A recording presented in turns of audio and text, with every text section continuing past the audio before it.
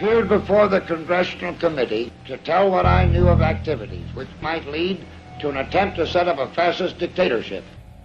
The potential for the disastrous rise of misplaced power exists and will persist. The very word secrecy is repugnant in a free and open society. And we are, as a people, inherently and historically opposed to secret societies, to secret oaths, and to secret proceedings. President Bush signed a formal agreement that will end the United States as we know it. And he took the step without approval from either the U.S. Congress or the people of the United States. The secret organizations of the world power elite are no longer secret. It's known as the Bilderberg Group. Could their objective be world domination? I'm Jim Tucker. I've chased Bilderberg for 30 years. I'll never give up the chase. Bilderberg plan for the whole world is nothing less than world government. I'm not comfortable with that at all. Who elected these guys to run the planet? They are the elitists. They feel they should run the world for their own selfish interests. Now we can see a new world coming into view. A world in which there is the very real prospect of a new world order. Bilderberg is making great progress toward a world government, and only an educated, informed public can stop them in their tracks. David Rockefeller admits in his own memoirs that he wants to destroy the United States. Right. He's a traitor. It's good to be back at the Council on Foreign Relations. As Pete mentioned, I've been a member for a long time and was actually a director for some period of time. I never mentioned that when I was campaigning for re-election back home in Wyoming. Let us never tolerate outrageous conspiracy theories.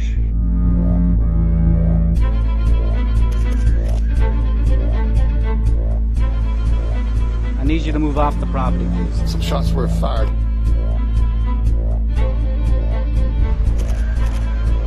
There's Bilderbergers right there. The Trans-Texas Corridor is a vital part because we stop here in Texas. We stop the New World Order right here in Texas. This thing started here. And to save this country, we kill this damn thing here.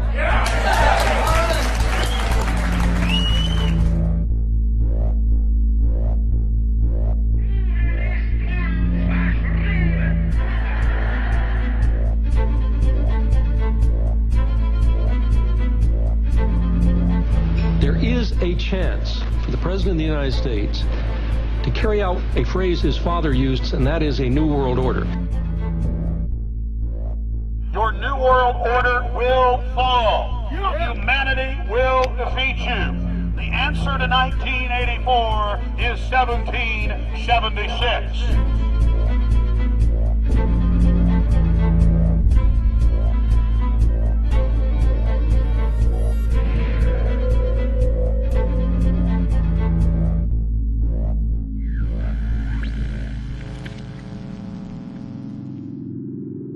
In the near future, Earth is dominated by a powerful world government. Once free nations are slaves to the will of a tiny elite. The dawn of a new dark age is upon mankind. Countries are a thing of the past. Every form of independence is under attack, with the family and even the individual itself nearing extinction. Close to 80% of the Earth's population has been eliminated.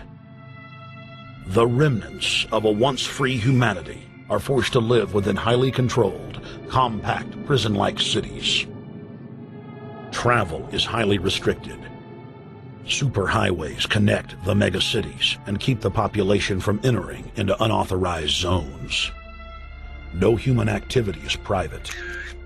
AI supercomputers chronicle and categorize every action. A prison planet dominated by a ruthless gang of control freaks, whose power can never be challenged. This is the vision of the global elite, their goal. A program of total dehumanization, where the science of tyranny is law.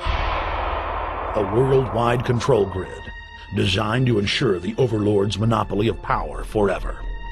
Our species will be condemned to this nightmare future unless the masses are awakened to the New World Order master plan and mobilized to defeat it. Erected by a secretive group, the Georgia Guidestones are a testament to the elite's plan for a world religion, global laws, with a global court and army to enforce it. And set in stone, it is written that the population never rise above 500 million.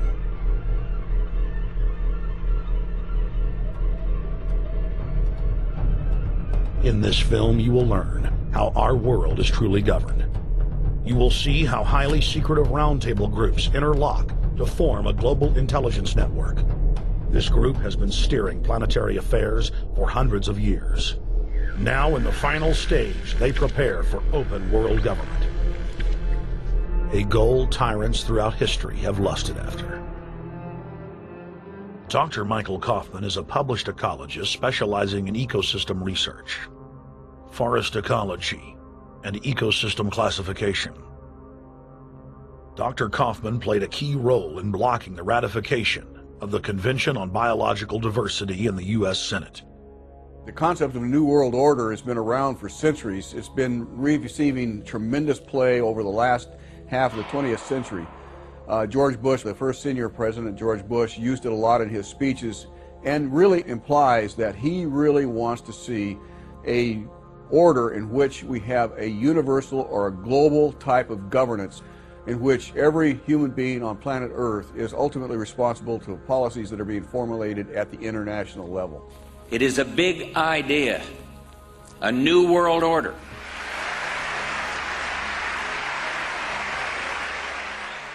President Bush said that the New World Order was in tune, and that's what they were working for. The UN is part of that government. They're working right now very significantly for a North American Union. That's why there's a lot of people in Washington that don't care too much about our borders.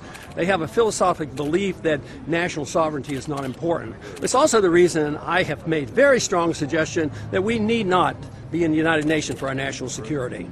It's really always the same. You go back throughout all of history, the Roman Empire, the Soviet Union, Hitler during the Nazism was always saying that it's going to create the utopia for the average person, when in fact, history always shows that it does exactly the opposite.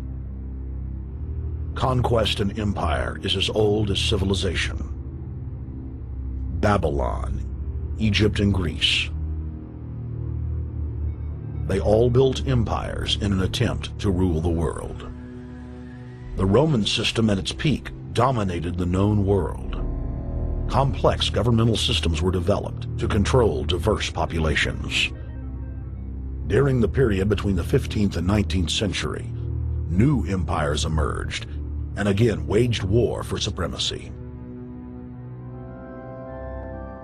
The nobility, as well as the thriving merchant class, were financed by a handful of private banks. Many of the great money houses would hedge their bets and finance both sides of a war. Sophisticated intelligence-gathering networks gave the financiers a clear edge over the governments they were slowly gaining control of.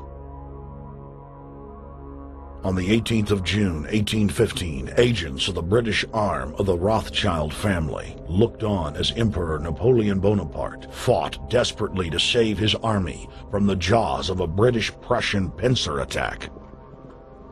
A Rothschild agent was able to get the news of Napoleon's defeat at the hands of Lord Wellington to Nathan Rothschild, a full 20 hours before the news reached London. Nathan, the head of the British arm of the Rothschild family, put out the rumor to the London Stock Exchange that Napoleon had won the war. Stocks plunged by 98%, and Rothschild was then able to buy up the entire British economy for pennies on the pound. When the news of Napoleon's defeat finally arrived,